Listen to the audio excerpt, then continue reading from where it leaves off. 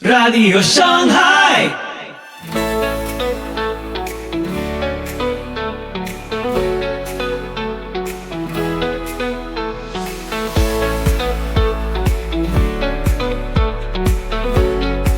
Muy buenos días, tardes o noches, donde quiera que estés. Soy Pipo Biglione y te doy la más cálida bienvenida a Radio Shanghai. Hoy, el final que lo cambia todo. Deja atrás lo que te ata y descubre por qué Dios transforma destinos. César Vidal nos da una clase que sacude y desafía. Así que ponete cómodo porque ya empezamos. Soli Deo Gloria.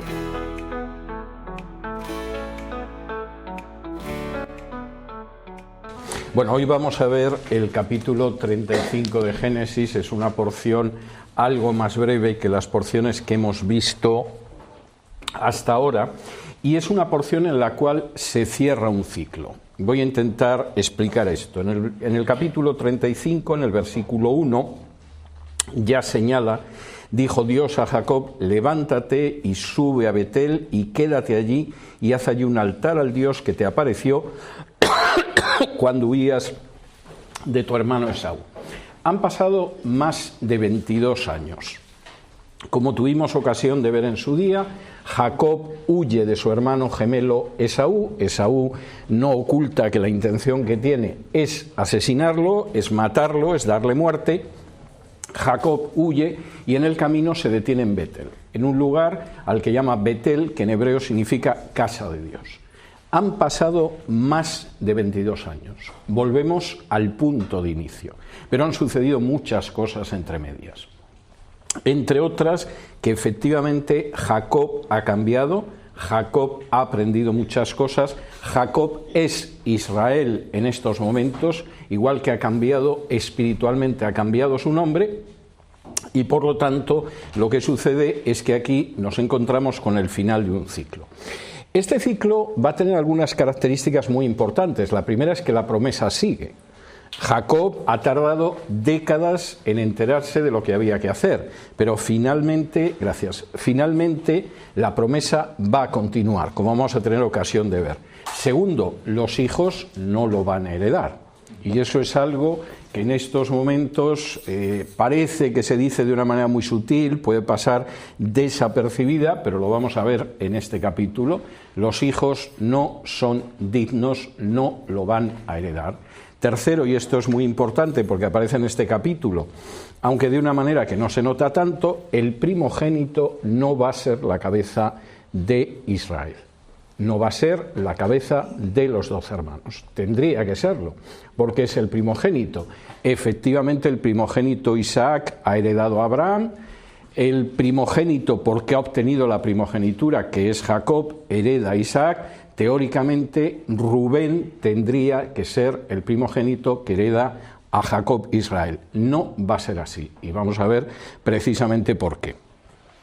Dios le dice que vaya a Betel e inmediatamente Jacob establece una serie de condiciones que hay que cumplir al llegar a Betel. Versículos del 2 al 4.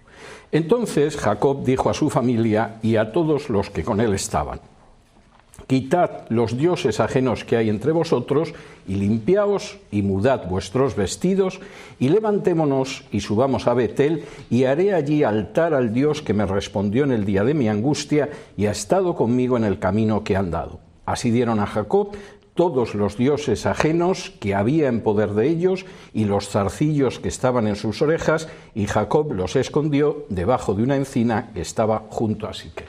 Jacob pone tres condiciones. Nos vamos a Betel, Nos vamos a Betel, nos vamos a encontrar en ese lugar donde hace más de 22 años Dios se me apareció, pero no podemos ir a Betel de cualquier manera. Hay tres condiciones que hay que cumplir con enorme claridad. Primero, no podéis tener otros dioses. Y este es un principio que aparece a lo largo de la Escritura. No se puede honrar a dos señores. Dios exige un culto exclusivo. Y eso significa, por supuesto, excluir cualquier otro objeto de culto, humano o celestial, que pueda haber, pero implica también que no se honra por delante o al lado de Dios, por ejemplo, al dinero o a la carne. Y en ese sentido, cuando Jesús dice en el Sermón del Monte que no podéis servir a dos señores, porque cuando sirves a dos señores al final acabas decidiéndote por uno y al otro lo acabas descuidando, y dice no puedes servir a Dios y al dinero, es el mismo principio que aparece aquí. Lo primero que tenéis claro es que para ir a Betel tenéis que quitar los otros dioses que hay en medio de vosotros. Aquí, durante tiempo, habéis tenido los terafín de Labán entre vosotros, seguramente Raquel además se quedó con ellos, por eso de que a lo mejor daban buena suerte, etc. Esto se acabó. Dios exige una lealtad y una fidelidad y un culto que solo puede ir destinado a Él. Segunda cuestión, tenéis que comparecer limpios.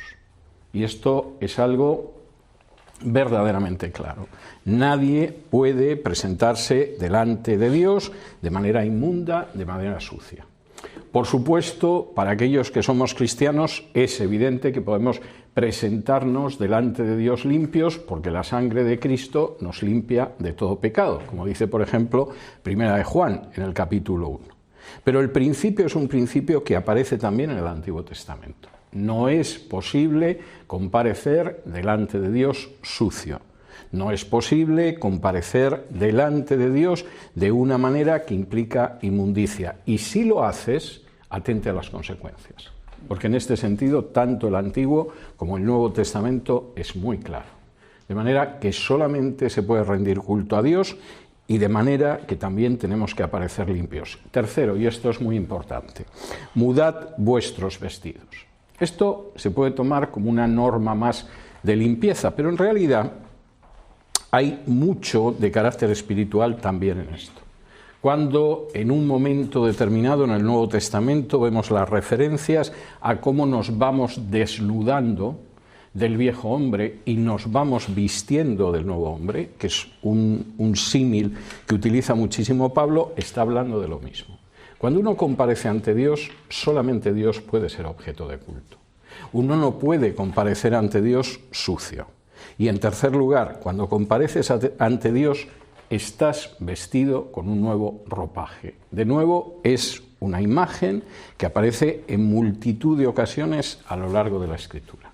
Nosotros, por ejemplo, en el libro de Apocalipsis, se dirá que vamos vestidos con ropas blancas que han sido emblanquecidas en la sangre del Cordero. Vendría a recoger todos los aspectos de aquí de Jacob, pero la idea es bastante clara. Uno no se puede presentar en la presencia de Dios como el que va a ver al vecino o el que se va a tomar un café a la cafetería o el que va a ver el dinero que puede sacar del banco. Es algo totalmente sagrado, es algo que tiene sus exigencias. Y cuando uno, en un momento determinado, por ejemplo, comparece ante Dios sucio, esperando que Dios lo limpie, es correcto. Pero claro, el principio es obvio, de aquí voy a salir limpio. Yo puedo llegar con toda la suciedad, con todo el pecado, con toda la inmundicia acumulada, quién sabe de años, pero evidentemente eso no puede seguir así. Yo voy hasta Dios para que Dios me limpie totalmente de todo eso. Y a partir de ahora no voy a poder vivir igual. De hecho, yo mudo mis vestidos para vivir de una manera totalmente distinta. Y lo que Jacob les dice aquí, que seguramente algunos se lo tomaría como, bueno, nos vamos de romería o de excursión o de picnic y hay que ir en condiciones, es bastante más serio de lo que parece. ¿Por qué? Versículo 3. Levantémonos y subamos a Betel y haré allí altar al Dios que me respondió en el día de mi angustia y ha estado conmigo en el camino que he andado. Porque el Dios al que vamos a ver es un Dios que yo sé que es real. No estoy creyendo en algún tipo de mitología y entonces voy a ver a un Dios que se supone que hizo esto por aquí o por allá. No estoy respondiendo a una especie de mitología, porque aquí supuestamente se apareció una virgen a unos pastorcillos, etc. No. El Dios al que nos vamos a encontrar en Betel es un Dios al que yo he conocido de manera experimental, que yo he visto su mano en mi vida. ¿Y cómo lo he visto? De dos maneras muy claras. Cuando yo vivía un día de angustia, me respondió. Yo sé lo que es el hecho de pasar por la angustia, por el miedo, por la desesperación, por el hecho de sentirme totalmente abandonado, y en ese día Dios me respondió. Ojo que aquí no vamos porque es la festividad de no sé qué santo y lo vamos a pasar bien yendo a la ermita. No, estamos hablando de un ser que ha actuado en mi vida. Y ha actuado en mi vida en una situación terrible, cuando yo no tenía absolutamente nada. Cuando mi hermano, si me pilla, me degüella. Cuando realmente yo pensaba que a ver si había un poco de suerte y regresaba pronto a casa, pero no ha sido así. Ese Dios me respondió. No es que me pude dirigir a Él, que en última instancia nos podemos dirigir a lo que queramos. Es decir, si ahora traen aquí una estatua de Buda y alguien se quiere dirigir a ella, pues lo puede hacer. Cuestión aparte es que luego la estatua te responda, que es muy dudoso. Pero yo estoy hablando del Dios que me respondió en el día de mi angustia. Y no solo es el Dios que me respondió en el día de mi angustia, es el que ha estado conmigo en el camino que he andado. No es que Dios, hubo una vez, hace 22 años, que yo era un joven Jacob desesperado y me oyó. Es que mi experiencia a lo largo de todos estos años, en los que he hecho muchas cosas que no debía hacer, en los que me he equivocado, en los que a veces he dado un paso adelante y luego he dado otro paso atrás, y 3 pasos adelante y 2 atrás, en todo momento ha estado conmigo en el camino que he andado. Y esto es una definición, a mi juicio, absolutamente extraordinaria de Dios. Dios no solo responde en el día de angustia. Dios no está solo ahí para aquellas situaciones especialmente difíciles, especialmente tremendas. Dios está a lo largo del camino. Y esto es tremendamente importante.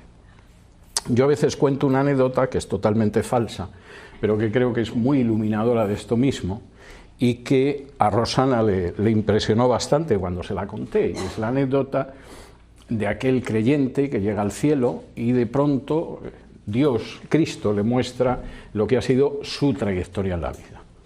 Y entonces ve que a lo largo de su trayectoria en la vida siempre se ve 2 pares de pisadas. Las pisadas de él a lo largo del camino y las pisadas de Cristo al lado de él a lo largo del camino. Pero de pronto el hombre empieza a revisar aquello, ve las fechas y dice, pero Señor, ¿qué es esto?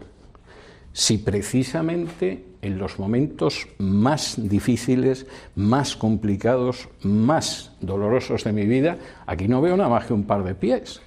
¿Dónde estabas? Y Jesús le dice, bueno, es que en esos momentos tú eras tan incapaz de caminar que yo te tuve que echar sobre mi hombro y lo que se ve son solo mis pies. Y esto, que evidentemente no pasa de ser una historia piadosa, sin embargo, recoge una gran verdad. Tú no solo me escuchaste en los momentos difíciles, es que a lo largo del camino, y el camino que yo he andado no siempre ha sido el recto, no siempre ha sido el mejor, no siempre ha sido tu camino, sin embargo, tú has estado conmigo. Y eso es tremendamente importante. Bueno, y entonces, ¿qué hizo esta buena gente? Pues lo que tenía que hacer, versículo 4. Dieron a Jacob todos los dioses ajenos que había en poder de ellos y los zarcillos que estaban en sus orejas, y Jacob los escondió debajo de una encina que estaba junto a Siquem. Se libraron de ello. La pregunta que hay es, después del episodio que vimos la semana pasada, de la deshonra de Dina, de cómo actuaron sus hermanos, esta gente como se echó al camino para llegar a Betel y llegar a donde Dios efectivamente quería que fueran. Y a partir del versículo 5 hasta el 8 da la respuesta, porque dicen, y salieron, y el terror de Dios estuvo sobre las ciudades que había en sus alrededores, y no persiguieron a los hijos de Jacob. Y llegó Jacob a Luz, que está en tierra de Canaán, esta es Betel, él y todo el pueblo que con él estaba, y edificó allí un altar y llamó al lugar El Betel, porque allí le había aparecido Dios cuando huía de su hermano. Entonces murió Débora, ama de Rebeca, y fue sepultada al pie de Betel, debajo de una encina, la cual fue llamada Alon Bakut. ¿Cuál es la respuesta de por qué no les pasó nada? Dios hizo que hubiera miedo hacia esa gente y por lo tanto nadie les hizo absolutamente nada y pudieron llegar, aunque llegaron también con bajas. Aquel lugar él lo llamó con un nombre que todavía resalta más la cuestión, el Betel, que significa el Dios de la casa de Dios. Es algo redundante, y dice que además murió Débora, el ama de Rebeca. Y efectivamente ese terror lo utilizó Dios para proteger. Y llegan finalmente a Betel.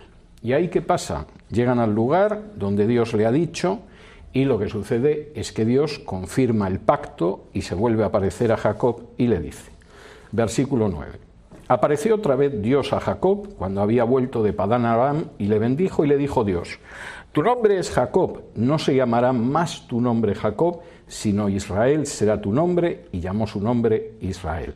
También le dijo Dios, yo soy el Dios omnipotente, el Shaddai, lo hemos visto en otras ocasiones, crece y multiplícate, una nación y conjunto de naciones procederán de ti, y reyes saldrán de tus lomos. La tierra que he dado a Abraham y a Isaac la daré a ti, y a tu descendencia después de ti daré la tierra. Y se fue de él Dios del lugar en donde había hablado con él, y Jacob erigió una señal en el lugar donde había hablado con él, una señal de piedra, y derramó sobre ella libación, y echó sobre ella aceite, y llamó Jacob el nombre de aquel lugar donde Dios había hablado con él, Betel. Llega. Finalmente te he dicho que vayas. Jacob ordena a su grupo que haga lo que tiene que hacer.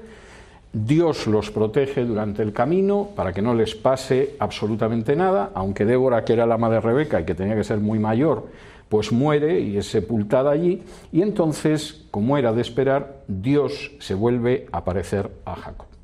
Lo que le dice a Jacob, de nuevo, aunque parezca que no tiene mayor relevancia, es importantísimo. Primero, tú ya no eres el que has sido. Y esto lo tienes que recordar.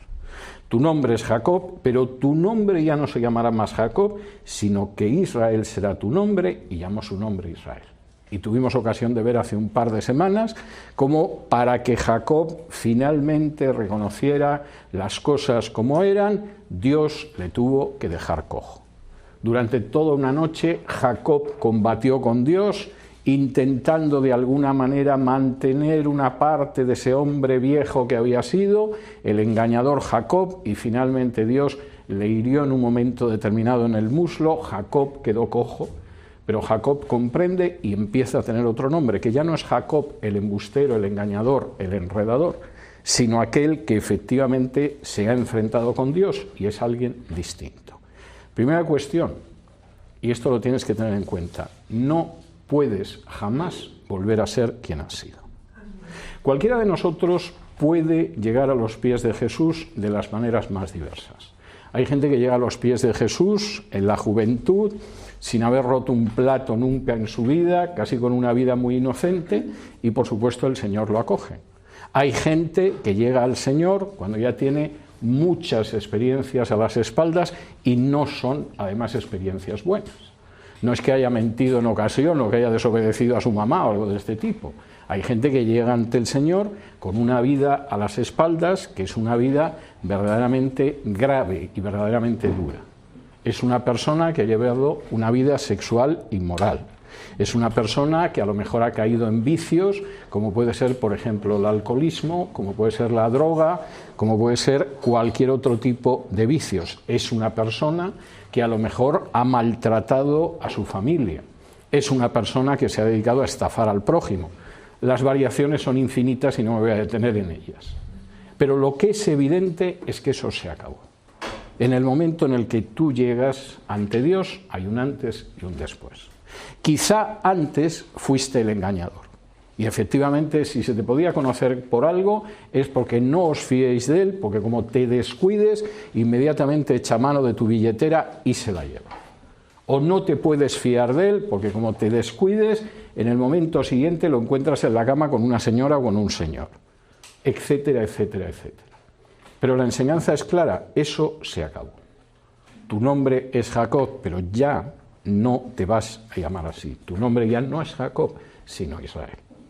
Y si efectivamente quieres recibir la promesa, y si efectivamente quieres ver cómo en tu vida se cumple el propósito de Dios, no puedes seguir siendo como antes. Ahora, ocasionalmente hay gente que recae en algún momento en lo que ha sido su vida anterior. Sí, pero que sea una recaída pasajera, porque lo que no puedes es vivir como vivías antes. Es obvio que eres una nueva persona, Pablo diría que una nueva criatura en Cristo, y por lo tanto no puedes vivir como has vivido con anterioridad. Tú ya no eres Jacob, eres Israel. Segundo, y esto es muy importante, esto va a suceder así, y lo que va a suceder es que efectivamente vas a recibir la promesa, porque yo puedo hacer que tú la recibas. En el versículo 11 dice: también le dijo Dios, yo soy el Dios omnipotente. El término que aparece lo hemos visto en los relatos de Abraham, por ejemplo en hebreo es El Shaddai. Y El Shaddai tiene una raíz que habla de proveer. Yo soy el que puede proveerte, el que puede cubrirte, el que puede todo aquello que desea. Ojo, la promesa no la vas a recibir porque tú tienes méritos para recibir la promesa. La promesa no la vas a recibir porque eres muy bueno, porque vaya historial que tienes a las espaldas, Jacob, incluso engañando a papá. La promesa se cumple porque cuando Pablo escribe que Dios es poderoso para librarnos de caída, etcétera, etcétera, está diciendo una realidad. Nuestra seguridad en esta vida está en manos de Dios, no de nosotros. Si estamos seguros de nuestra salvación, no es porque de pronto alcanzamos un nivel de santidad que no puede nada más que acabar ahí. Nosotros estamos seguros de nuestra salvación, de nuestra perseverancia, de que nos reuniremos con el Señor porque Dios es todopoderoso para guardarnos. Y es algo que deberíamos recordar. Si nuestra salvación dependiera de nosotros, estábamos pero verdaderamente listos, estábamos fritos realmente. Y aquí lo que le dice Dios a Jacob es muy importante. Yo soy el Dios omnipotente. Si esto se va a cumplir, es porque finalmente quien firma al final de la página es El Shaddai. ¿Cuáles son las promesas que aparece? Versículo 11, también le dijo Dios, yo soy el Dios omnipotente, crece y multiplícate, una nación y conjunto de naciones procederá de ti, reyes saldrán de tus lomos, la tierra que he dado a Abraham y a Isaac la daré a ti y a tu descendencia, después de ti daré la tierra, y se fue de él Dios del lugar en donde había hablado con él. Y aquí parecería que lo que hay es una especie de promesa racial que en última instancia, puesto que esto es algo racial, evidentemente tus hijos lo van a disfrutar, etcétera, etcétera. Vamos a ver que no es así. La promesa siempre va vinculada a la fe. Y los herederos de Abraham no son los descendientes raciales de Abraham, Isaac y Jacob.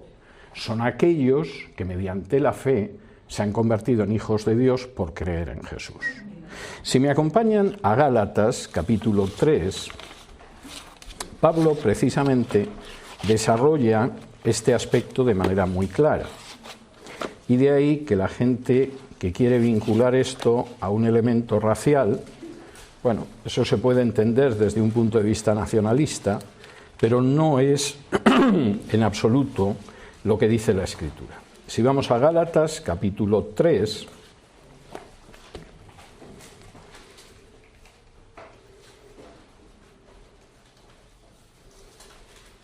y vamos a leer primero desde el versículo 6 y luego un poquito más adelante.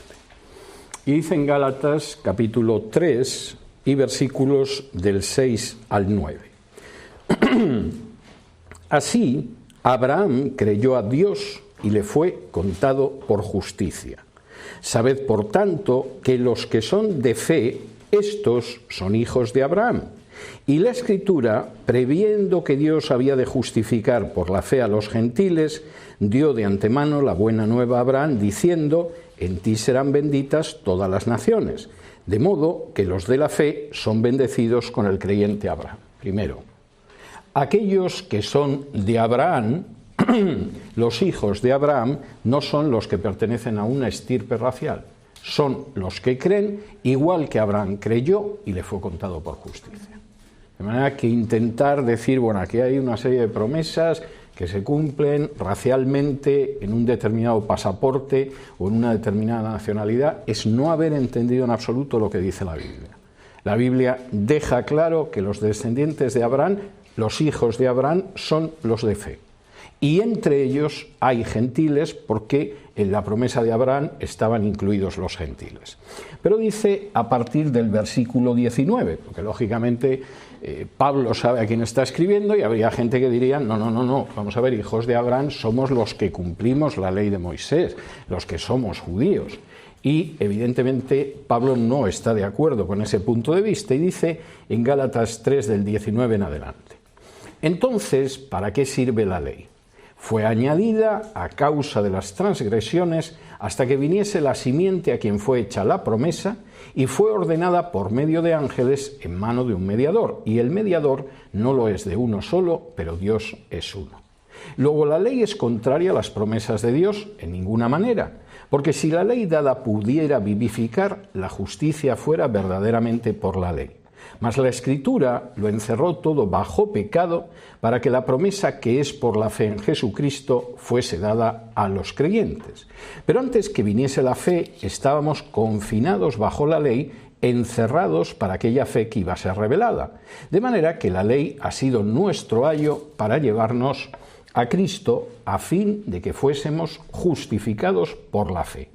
Pero venida la fe, ya no estamos bajo ayo, pues todos sois hijos de Dios por la fe en Cristo Jesús, porque todos los que habéis sido bautizados en Cristo, de Cristo estáis revestidos.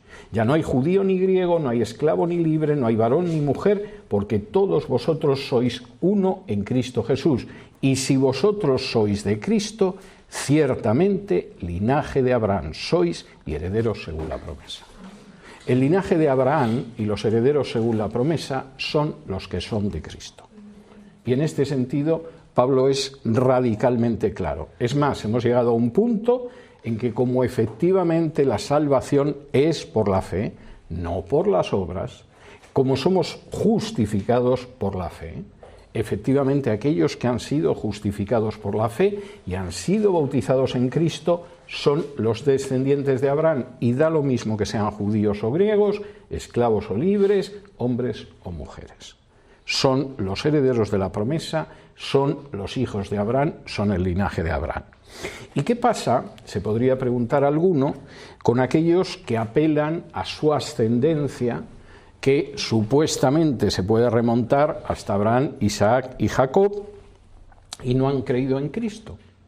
¿No son gente que también pertenece a esa descendencia de Abraham? Para Dios, no. Si me acompañan al libro de los Hechos,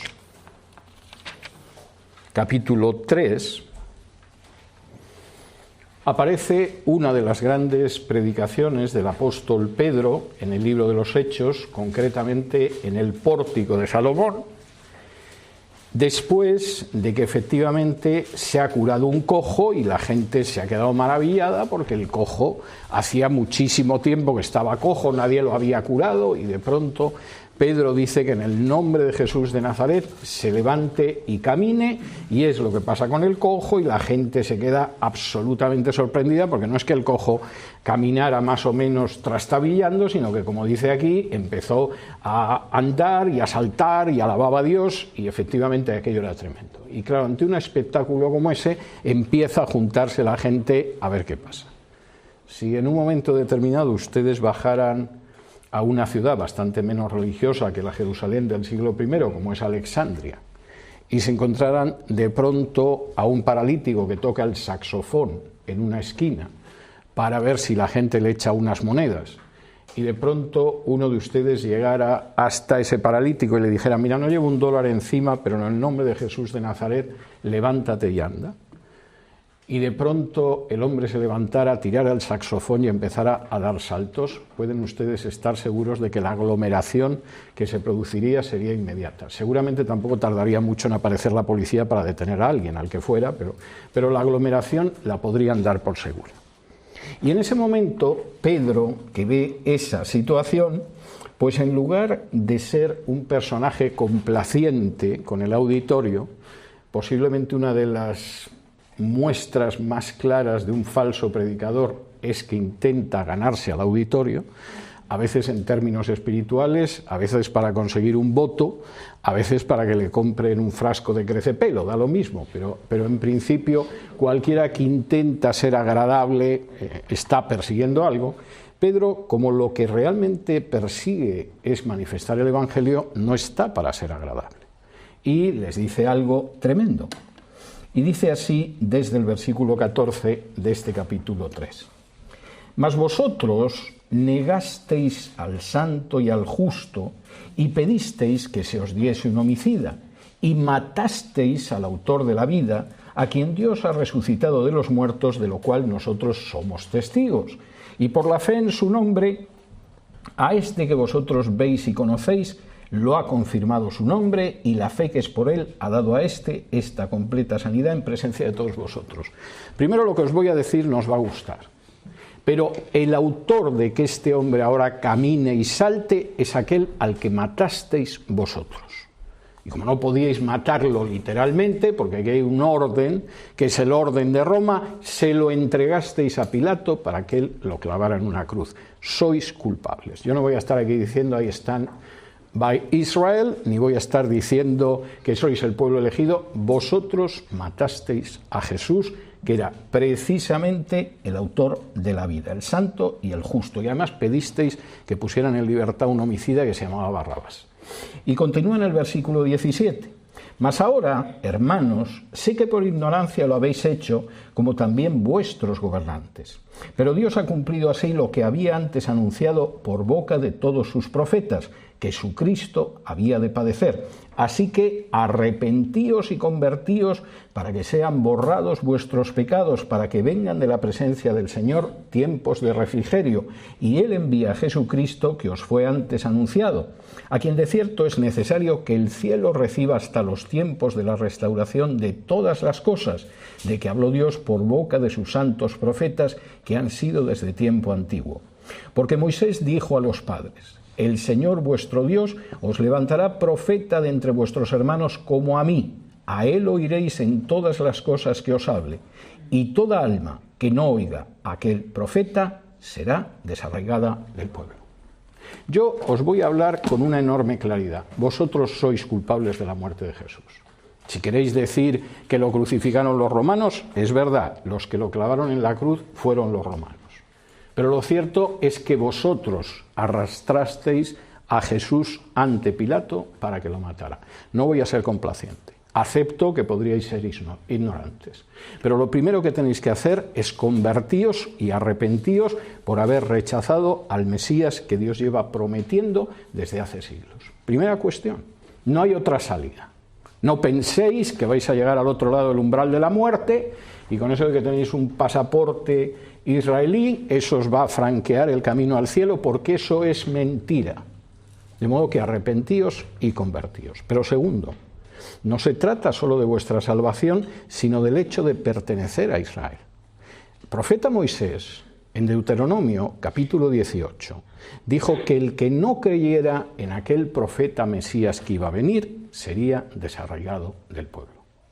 Si no creéis en Jesús, no solo es que os impedís el camino de salvación, es que habéis sido desarraigados de Israel. No sois ya Israel. Y esto no lo digo yo, Pedro, pobre pescador galileo. Eso lo dice la Torá en el libro del Deuteronomio, lo cual es bastante claro. Y aquí Pablo coincide con Pedro, como no podía ser menos, y nos permite comprender perfectamente lo que se dice a Jacob. Ojo, son descendencia de Abraham aquellos que han creído en Jesús, no una descendencia racial. Y de hecho, esto lo vais a ver enseguida. ¿Qué pasó? Versículo 16. Después partieron de Betel y había aún como media legua de tierra para llegar a Efrata, cuando dio a luz Raquel y hubo trabajo en su parto. Y aconteció, como había trabajo en su parto, que le dijo la partera: no temas, que también tendrás este hijo. Y aconteció que al salirse el alma, pues murió, llamó su nombre Benoni, mas su padre lo llamó Benjamín. Así murió Raquel y fue sepultada en el camino de Efrata, la cual es Belén, y levantó Jacob un pilar sobre su sepultura. Esta es la señal de la sepultura de Raquel hasta hoy. Y salió Israel y plantó su tienda más allá de Migdal Edar. Estuvieron precisamente en Betel y había como una media legua hasta llegar a Efrata. Efrata es el nombre primitivo de Belén. En realidad Belén en hebreo es Betlehem, que significa la casa del pan, y posiblemente el nombre primitivo de Efrata acabó cambiándose por el de Betlehem porque era un sitio relativamente próspero. Hoy en día es un poblacho pequeñito ocupado por el ejército de Israel de una manera agobiante, pero en aquel entonces, más adelante, cuando se convierte en Betlehem, en Belén, era un sitio, bueno, de una cierta prosperidad. Y efectivamente Raquel se pone de parto, la partera ve que el parto viene mal, pero le dice: no te preocupes, que de todas formas el niño va a salir bien, ya verás cómo el niño no se va a malograr, no te preocupes. Pero lo cierto es que Raquel muere en el parto. Y cuando está a punto de morir, como dice aquí, a punto de salírsele el alma, en ese momento lo llama Benoni, que significa hijo de mi lamento, lo cual es un nombre no muy alegre para un niño, pero que explica la situación en la que se encontraba en ese momento Raquel. Este hijo finalmente va a nacer del hecho de que a mí se me va la vida literalmente dándole a luz. Claro, el nombre era un nombre muy trágico y su padre decide cambiarlo por el nombre de Benjamín. Benjamín, hay quien lo traduce como el hijo de la mano derecha, no es tan claro.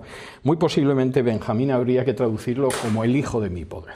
Es decir, este último niño, que además se lleva a la única mujer a la que yo he amado a lo largo de toda mi vida. Ha habido otras 3 mujeres con las que he tenido hijos, pero realmente alguna la aborrecía, y realmente a quien yo he querido siempre desde el primer momento fue a Raquel. Bueno, pues es el hijo que de alguna manera atestigua que yo podía engendrar hijos todavía hasta que Raquel se quedó embarazada. La edad a la que muere Raquel es una edad que la verdad es que se puede calcular de una manera un tanto especulativa. Generalmente los comentaristas judíos dicen que murió aproximadamente a los 36 años, lo cual significa, año arriba, año abajo, esto significa que Jacob le podía llevar más de 50 años de edad, que no es poca diferencia. O sea, realmente eso ya es una diferencia de edad enorme, pero bueno, este es un dato menor. Y en ese momento a Raquel la entierran, la sepultan en el camino de Efrata, el camino de Belén, y esa es uno de los pocos terrenos, hasta ahora los 2 únicos que se confirman, que tiene precisamente que tienen los patriarcas. Uno es la tumba de Sara, donde está también Abraham. Este es el caso de la tumba de Raquel, lo cual es bastante claro. Y entonces se produce un fenómeno que es muy importante para comprender lo que pasa con las promesas de Dios y lo que pasa cuando uno actúa en contra de la voluntad de Dios, aunque aquí es un episodio que cuando aparece la gente no termina de entenderlo, de manera que lo voy a tener que explicar dedicándole unos minutos. Versículo 22. Aconteció que cuando moraba Israel en aquella tierra, fue Rubén y durmió con Bila, la concubina de su padre, lo cual llegó a saber Israel. Y a continuación habla de los hijos. ¿Qué significa este episodio de que Rubén, el primogénito, decidiera dormir con una de las concubinas de su padre? ¿Por qué? Bueno, una lectura superficial sería que el niño necesitaba desahogarse sexualmente, la mujer que le pillaba más cerca era una de las esclavas de las mujeres de Jacob y decidió acostarse con ella. Aquí hay mucho más que eso. Las concubinas, las siervas, las esclavas, formaban parte de la propiedad del señor de la casa. Cuando en un momento determinado Sarai le dice a Abraham que se acueste con su esclava, es porque la esclava era de su propiedad, la sierva era de su propiedad y como era de su propiedad la podía utilizar. En el caso de aquellos que aspiraban a heredar cuanto antes al padre, era muy habitual que intentaran tomar la propiedad que todavía era del padre como una propiedad suya, en el sentido de garantizar que eran el heredero. Y como veremos, supongo que dentro de años, cuando vayamos avanzando en el Antiguo Testamento, verán que era muy común que cuando el hijo de un rey quería acelerar la sucesión y ceñirse la corona ya con el padre vivo, se apoderaba de las concubinas del padre. Por ejemplo, cuando lleguemos a la historia de David, verán que Adonías en un momento determinado lo que quiere es tener las concubinas del rey David, porque en el momento en el que tenga las concubinas del rey David, ya es obvio que el heredero es él. Si él no fuera el heredero, no podría acostarse con las concubinas del rey. Y de la misma manera hay algún caso también en los libros históricos donde el hijo que ha organizado un golpe de estado contra el padre se acuesta con las concubinas del padre en la terraza. Para que no digan, el príncipe resulta que parece que se ha ido a la cama con alguna... No, que se vea, que me suban a las concubinas a la terraza y que pueda ver todo el mundo que estoy tomando posesión de las concubinas. Y además de una manera indudable, porque si te acuestas con la concubina, vaya si has tomado posesión. Y aquí Rubén está en lo mismo. Yo soy el primogénito. Y tiene que quedar muy claro que yo soy el primogénito, porque hay 11 hermanos más y vienen detrás. Pero aquí tiene que quedar esto muy claro. Y la manera en que queda claro es que echo mano de una de las concubinas y me acuesto con ella, que además es la concubina que era criada de Raquel, la esposa preferida de Jacob. De manera que yo me pongo a actuar en este sentido y, como soy ambicioso, intento que quede claro quién va a sustituir más que a suceder a mi padre, y lo hago acostándome con la concubina. La ambición es muy mala consejera. Y cuando uno a veces es tremendamente ambicioso, acaba haciendo estupideces. Tienes tanta ansia por apoderarte de lo que te quieres apoderar, que al final acabas cometiendo estupideces. Los latinos tenían una frase para hablar de aquellos a los que la ambición los perdía y Dios los acababa castigando, que en latín decía quos Deus vult perdere primum dementat, que se traduce al español como aquellos a los que Dios quiere perder, primero los vuelve locos. Y yo he tenido ocasión de ver esto muchas veces a lo largo de mi vida. Dios efectivamente quiere que algo salga a la luz y que salga a la luz la maldad que hay ahí y los vuelve locos. De pronto la gente empieza a hacer cosas que deja de manifiesto la maldad que tienen en su interior y que uno se queda sorprendido, pero ahí está la mano de Dios. Y aquí en este versículo aparece un episodio. ¿Cómo era Rubén? Rubén era un niño cargado de ambición, ya bastante mayorcito además, un hombretón, cargado de ambición.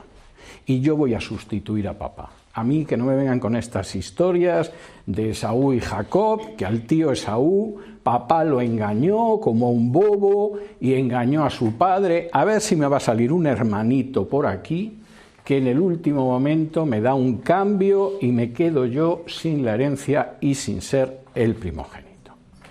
De manera que, para que quede claro aquí quién va ocupando y marcando territorio, me acuesto con la concubina de papá. Y papá, por supuesto, se entera, como se debió de enterar todo el mundo. ¿Y qué va a pasar? Pues hombre, lo que va a pasar, y eso lo vamos a ver en las próximas semanas, es que Rubén no va a ser el heredero. Y no va a ser el primogénito. Podrá ser el primogénito porque es el primero que nació. Era hijo de Lea, y recuerden ustedes cómo Lea se volvió loca cuando nació y le puso Rubén, que significa aquí hay un hijo. El primero, la primera que marca un tanto soy yo, porque Raquel, vamos, ni la menor posibilidad de quedarse embarazada, va a tener que recurrir a la criada, pero yo sí, y he tenido a Rubén, mirad, un hijo. Pues, muchacho, puede que seas el primero, puede que hayas decidido que marcas totalmente que vas a ser, no vas a ser.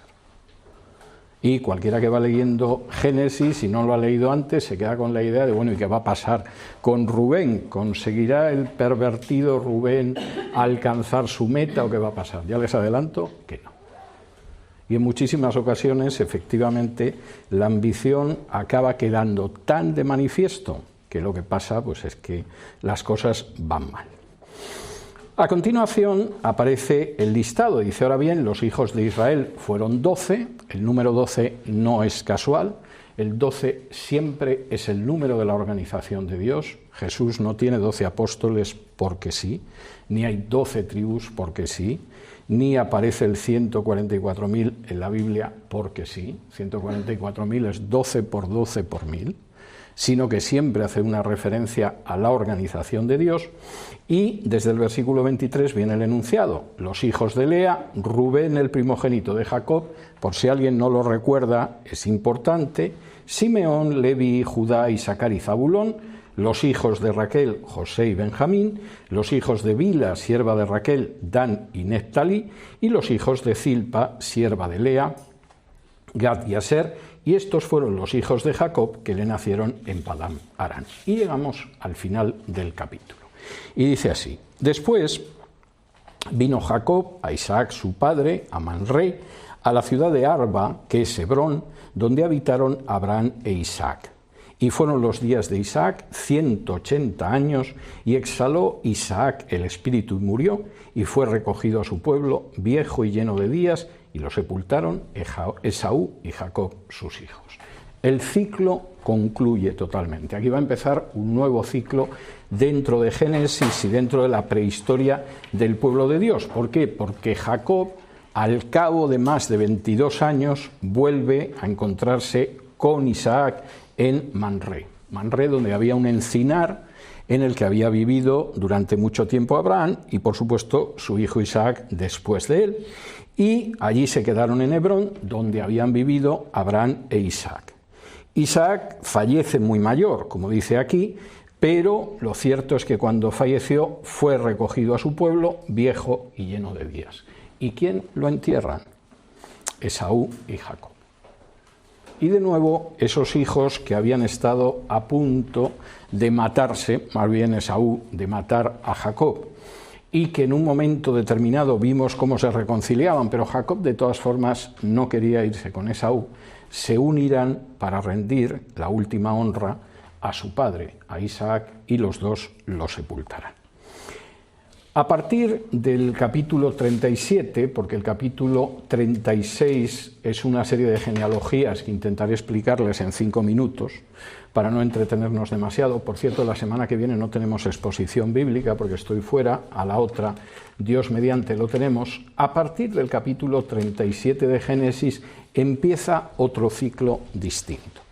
Pero antes de entrar en ese ciclo, y puesto que aquí ha terminado realmente el ciclo de Jacob ya convertido en Israel, tengo que señalar que hay varias lecciones importantes en esta porción. La primera es evidente: no se puede servir a dos señores.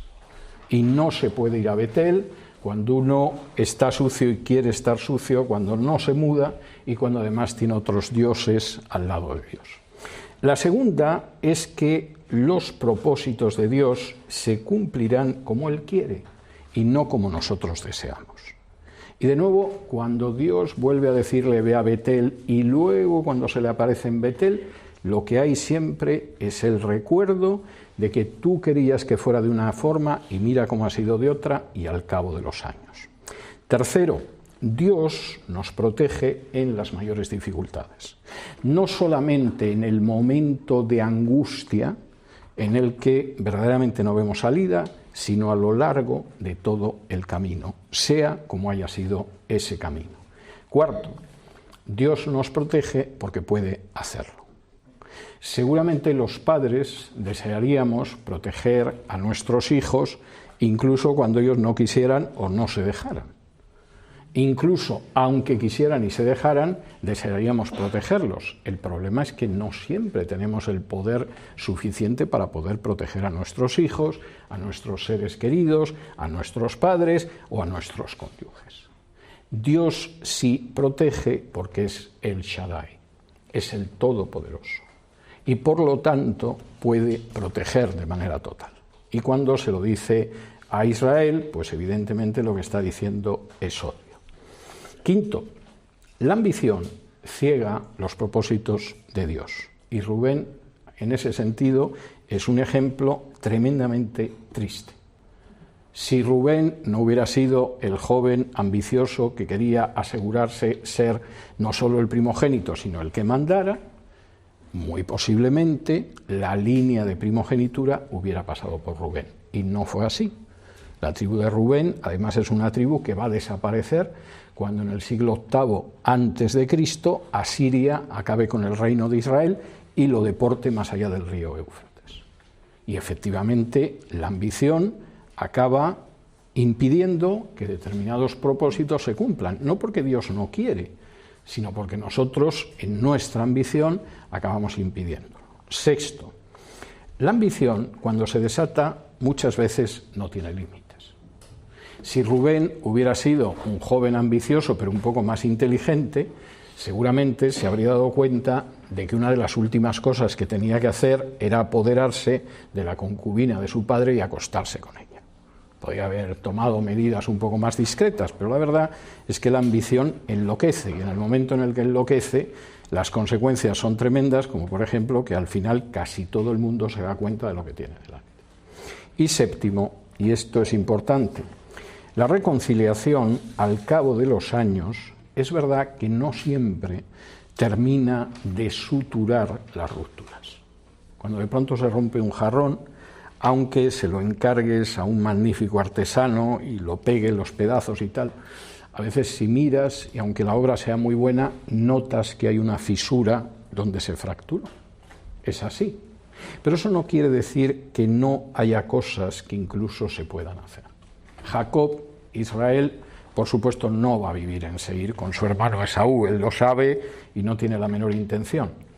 Pero en determinadas situaciones, como es honrar funerariamente al padre, como es dar sepultura al padre, esos hermanos que habían estado enfrentados con uno que deseaba de todo corazón matar al otro, se unen para sepultar a Isaac. Y es algo que no deberíamos pasar por alto. Yo llego hasta aquí y tienen todavía 3 minutos si quieren hacer alguna pregunta. Si no hay ninguna pregunta, no pasa nada. Me encanta la reacción de Jacob, hermano, en el momento que toma la determinación de sacar a los ídolos, ¿no? Pero me sorprende también la actitud de que muchas veces nosotros estamos dando los caminos del Señor, todavía tenemos ídolos en casa. Sí. Es increíble la enseñanza que hoy llevo en mi corazón. Así que, y no solamente como ídolos, parece que lo veía mucho más como amuleto. Sí. Porque no me sorprende, muchas veces veo cristianos que se ponen cintillo rojo para que las malas miradas no les lleguen. Entonces muchas veces erramos y nos equivocamos de alguna manera, ¿no? Es así, es así.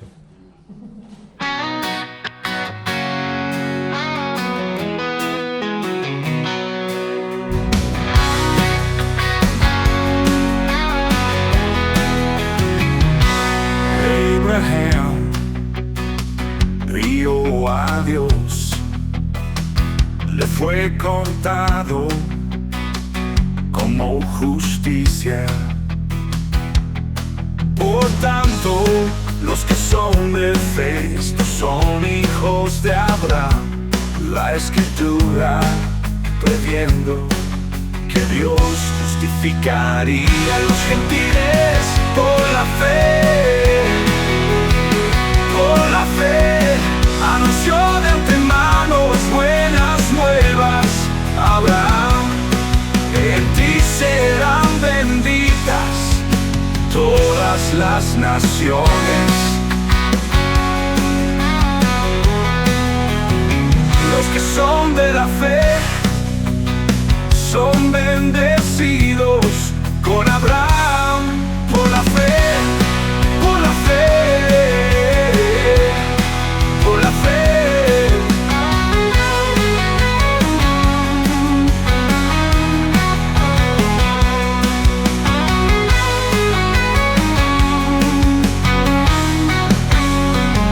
Anunció de antemano las buenas nuevas a Abraham. En ti serán benditas todas las naciones. Los que son de la fe son bendecidos con Abraham. Por la fe, por la fe, por la fe.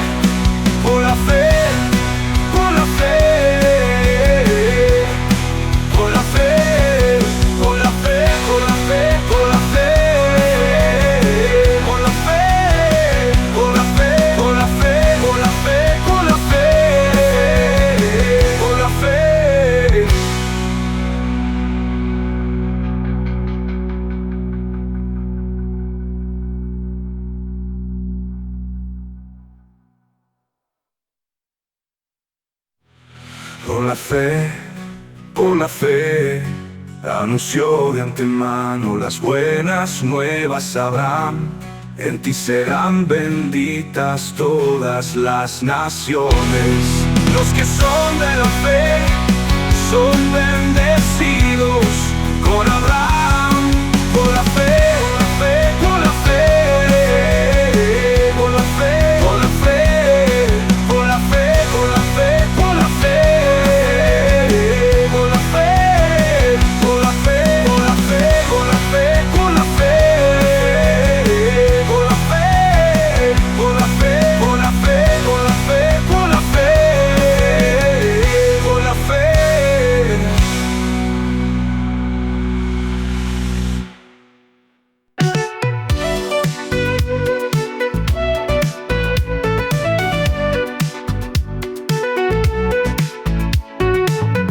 Gracias por acompañarnos en este episodio de Radio Shanghai. Tu apoyo nos ayuda a seguir conectando el mundo de hoy con los principios eternos. Por eso, te pedimos que te suscribas, nos dejes tu like para que más personas descubran este mensaje. No olvides seguirnos en Facebook, Instagram y Telegram para estar al tanto de todo. Te esperamos, Dios mediante, en nuestro próximo episodio. Que Dios te bendiga.